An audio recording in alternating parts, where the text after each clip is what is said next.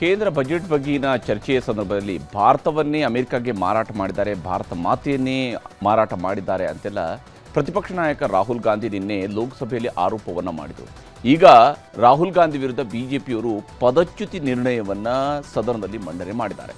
ಸಂಸತ್ ಸದಸ್ಯತ್ವವನ್ನು ಅಮಾನತು ಮಾಡಬೇಕು, ಇನ್ನು ಮುಂದೆ ಯಾವ ಚುನಾವಣೆಗೂ ರಾಹುಲ್ ಗಾಂಧಿ ಸ್ಪರ್ಧೆ ಮಾಡೋದಕ್ಕೆ ಅವಕಾಶ ಕೊಡಬಾರದು ಅಂತ ನಿಲುವಳಿಯನ್ನು ಮಂಡಿಸಲಾಗಿದೆ. ಇದಕ್ಕೆ ಕಾಂಗ್ರೆಸ್ ನಾಯಕರ ಪ್ರತಿಕ್ರಿಯೆ ಹೇಗಿತ್ತು ಅನ್ನೋದನ್ನು ತೋರಿಸ್ತೀವಿ.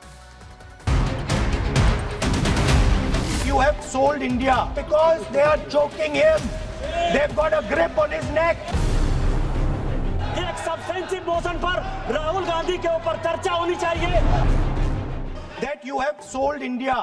Are you not ashamed of selling India? Yes. Do you have no shame of selling India? You have sold our mother, Bharat Mata. Do you have no shame? You know why he sold India? Because they are choking him. They've got a grip on his neck.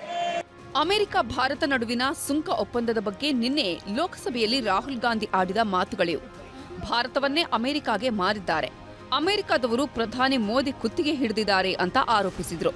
ಇಂತಹ ಹೇಳಿಕೆ ಕೊಟ್ಟ ಲೋಕಸಭೆ ಪ್ರತಿಪಕ್ಷ ನಾಯಕ ರಾಹುಲ್ ಗಾಂಧಿಯವರ ಸಂಸತ್ ಸದಸ್ಯತ್ವವನ್ನೇ ಅಮಾನತು ಮಾಡಬೇಕು, ಇನ್ನು ಮುಂದೆ ರಾಹುಲ್ ಗಾಂಧಿ ಚುನಾವಣೆಗೂ ಸ್ಪರ್ಧೆ ಮಾಡದಂತೆ ನಿರ್ಬಂಧ ಹಾಕಬೇಕು ಅಂತ ಬಿಜೆಪಿ ಸಂಸದ ನಿಶಿಕಾಂತ್ ದುಬೆ ಲೋಕಸಭೆಯಲ್ಲೇ ಪದಚ್ಯುತಿ ನಿರ್ಣಯ ಮಂಡಿಸಿದ್ದಾರೆ.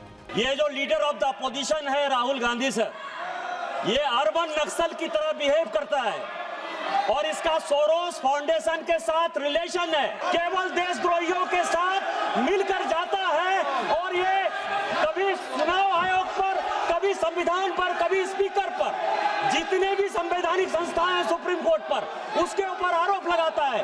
मेरा आपके माध्यम से आग्रह है कि एक सब्सटेंसिव मोशन पर राहुल गांधी के ऊपर चर्चा होनी चाहिए, उसकी सदस्यता रद्द होनी चाहिए और कभी भी वो चुनाव नहीं लड़ पाए उसकी चर्चा होनी चाहिए. इस नियम के तहत मुझे इजाजत दी जाए. ಯಾವಾಗ ಲೋಕಸಭೆಯಲ್ಲಿ ನಿಶಿಕಾಂತ್ ದುಬೆ ರಾಹುಲ್ ಗಾಂಧಿಯವರ ವಿರುದ್ಧ ಪದಚ್ಯುತಿಗೆ ನಿರ್ಣಯ ಮಂಡಿಸಿದ್ರು, ಕಾಂಗ್ರೆಸ್ ಸಂಸದರೆಲ್ಲ ಸಿಡಿದೆದ್ರು. ಮತ್ತೆ ಲೋಕಸಭೆಯಲ್ಲಿ ಗದ್ದಲ ಗಲಾಟೆ ಆಗ್ತಿದ್ದಂತೆ ನಾಳೆಗೆ ಅಧಿವೇಶನವನ್ನ ಮುಂದೂಡಿಕೆ ಮಾಡಲಾಯಿತು. ಆದರೆ ರಾಹುಲ್ ಗಾಂಧಿಯವರ ಸಂಸತ್ ಸದಸ್ಯತ್ವ ರದ್ದುಗೊಳಿಸಬೇಕು ಅನ್ನೋದೇ ತಮಾಷೆಯಾಗಿದೆ ಅಂತ ಕೆಸಿ ವೇಣುಗೋಪಾಲ್ ನಿಶಿಕಾಂತ್ ದುಬೆಗೆ ತಿರುಗೇಟು ಕೊಟ್ರು. मैंने आज लोकसभा में जो है एक सब्सटेंसिव मोशन जो है मूव किया है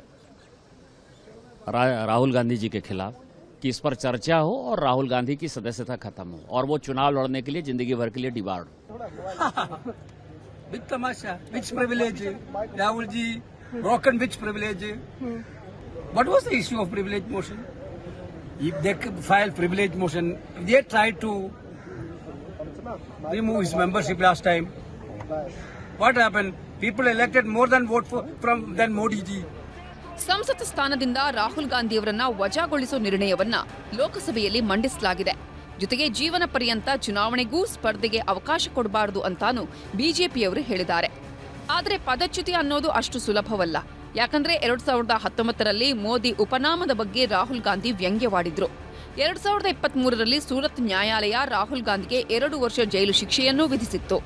ಆಮೇಲೆ ಸಂಸತ್ ಸ್ಥಾನದಿಂದ ವಜಾಗೊಳಿಸಲಾಗಿತ್ತು. ಆದರೆ ಸುಪ್ರೀಂ ಕೋರ್ಟ್ ರಾಹುಲ್ ಗಾಂಧಿ ಅವರ ಕೇಸ್ಗೆ ತಡೆ ನೀಡಿತ್ತು. ಮತ್ತೆ ಸಂಸದರಾಗಿ ರಾಹುಲ್ ಆಯ್ಕೆಯಾಗಿದ್ರು. ಈಗ ಮತ್ತೆ ಪದಚ್ಯುತಿಗೆ ಬಿಜೆಪಿ ಸಂಸದ ದುಬೆ ನಿಲುವಳಿ ಮಂಡಿಸಿದ್ದಾರೆ. ಆದರೆ ಮೊದಲು ರಾಹುಲ್ ಗಾಂಧಿ ವಿರುದ್ಧ ಆರೋಪ ಸಾಬೀತುಪಡಿಸಬೇಕು, ಆಮೇಲೆ ಸಂಸತ್ನಲ್ಲಿ ಚರ್ಚೆ ಆಗಬೇಕು, ಸಂಸದರ ಅಭಿಪ್ರಾಯ ಸಂಗ್ರಹಿಸಬೇಕು, ಮತಕ್ಕೆ ಹಾಕಿ ನಿರ್ಣಯ ತೆಗೆದುಕೊಳ್ಳಬೇಕು. ಅಪ್ಪಿತಪ್ಪಿ ಸಂಸತ್ ಕಲಾಪದಲ್ಲಿ ಪದಚ್ಯುತಿ ನಿರ್ಣಯ ಆದರೂ ಕೋರ್ಟ್ಗಳಿವೆ, ಕಾನೂನಿದೆ, ಅಲ್ಲೂ ಆದೇಶ ಆಗಬೇಕು. ಹಾಗಾಗಿ ಕಾಂಗ್ರೆಸ್ನವರು ಪದಚ್ಯುತಿ ನಿರ್ಣಯವನ್ನ ತಮಾಷೆ ಮಾಡಿದ್ದಾರೆ. ಇನ್ನು ನಾಳೆಗೆ ಕೇಂದ್ರ ಬಜೆಟ್ ಅಧಿವೇಶನದ ಮೊದಲ ಭಾಗ ಕೊನೆಯಾಗಲಿದೆ. ಮಾರ್ಚ್ನಲ್ಲಿ ಮತ್ತೆ ಅಧಿವೇಶನ ನಡೆಯಲಿದೆ. ಆಗ ಸರ್ಕಾರ ಮತ್ತು ಪ್ರತಿಪಕ್ಷಗಳ ಮಧ್ಯೆ ನಡೀತಾ ಇರುವ ಹಕ್ಕುಚ್ಯುತಿ, ಪದಚ್ಯುತಿ ಸಮರಗಳಿಗೆಲ್ಲ ಉತ್ತರ ಸಿಗಲಿದೆ. Bureau report, news 18.